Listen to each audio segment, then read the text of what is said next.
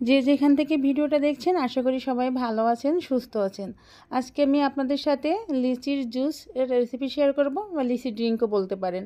তো এটা খেতে কিন্তু দুর্দান্ত হয়। তো এখানে আমি বেশ কয়েকটা লিচু নিয়েছি, 20 থেকে 25টার মতো। তা প্রথমে আমি লিচুগুলোর খোসা এবং ভিতর থেকে বীজটা ছাড়িয়ে নিয়ে তারপরে আমি এটার জুস তৈরি করব। এটা খেতে কিন্তু অসাধারণ হয়, অনেক ভালো লাগে খেতে। তো আমি এখান থেকে 1 কাপ লিচু ছাড়িয়ে নিয়েছি। এখন এই লিচুগুলো আমি ব্লেন্ড করে নিব, অল্প করে জল দিয়ে প্রথমে ব্লেন্ড করে নিব। তো আমি ব্লেন্ডারে একটা জার নিয়েছি, এখন এর ভিতরে আমি লিচুগুলো সব দিয়ে দিচ্ছি।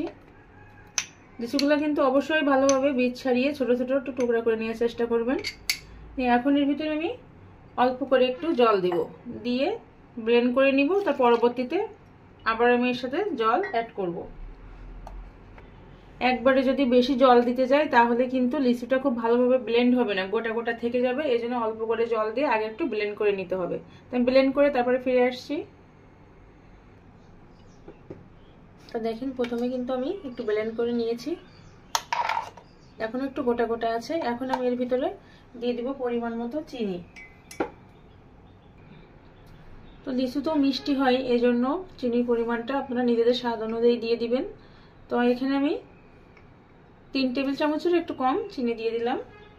আর এখন আমি এর ভিতরে দিয়ে দিব 1 টেবিল চামচ পরিমাণ লেবুর রস। আর এখানে দিয়ে দিব একটু বিট লবণ, দিয়ে আমি এটাকে আরো একটু ব্লেন্ড করে নিব। তো আমি খুব সুন্দর করে আবার ব্লেন্ড করে নিয়েছি। এখন এর ভিতরে আমি আরো কিছুটা জল অ্যাড করব, করে তারপরে আমি এই জুসটাকে ছেঁকে নিব। এখন আমি এই মিশ্রণটাকে একটু খুব ভালোভাবে ছেঁকে তারপরে পরিবেশন করব। তো এখানে আমি একটা ছাঁকনি নিয়েছি, এখন আমি এই জুসটাকে খুব ভালোভাবে ছেঁকে নিব, যেন কোনো রকম গোটা গোটা বা ময়লা কোনো কিছু এর ভিতরে না থাকে। তো ছেঁকে তারপর আপনাদেরকে দেখাচ্ছি আমি।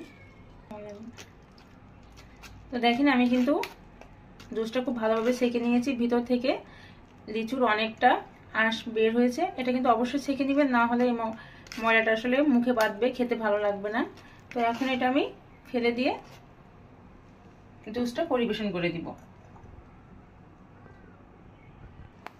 তো জুসটা কিন্তু এখন আমি সার্ভ করে দিচ্ছি। তো এই এখন লিচুর সিজন, তো বাচ্চাদের বাইরের থেকে লিচি ড্রিঙ্ক না কিনে খাইয়ে কিন্তু এভাবে বাসায় একদিন তৈরি করে দিবেন। সত্যি খুব অসাধারণ লাগে খেতে, আমাদের বড়দেরই এত ভালো লেগেছে, আর বাচ্চাদের তো কথাই নাই, বাচ্চারা আরো বেশি পছন্দ করবে। তো বাইরের অস্বাস্থ্যকর খাবার না খাইয়ে বাড়িতে তৈরি করে দিবেন, আশা করি সবার খুব ভালো লাগবে। তো আজকে আমার এই লিচি ড্রিঙ্কের রেসিপি আপনাদের কেমন লাগলো অবশ্যই কিন্তু আমাকে কমেন্টস করে জানাবেন। ভালো লাগলে লাইক এবং শেয়ার করতে ভুলবেন না। তো আজ এই পর্যন্তই, আবার নতুন কোনো রেসিপি নিয়ে আপনাদের সাথে দেখা হবে। সে পর্যন্ত সবাই ভালো থাকুন, সুস্থ থাকুন। সবাইকে অনেক অনেক ধন্যবাদ।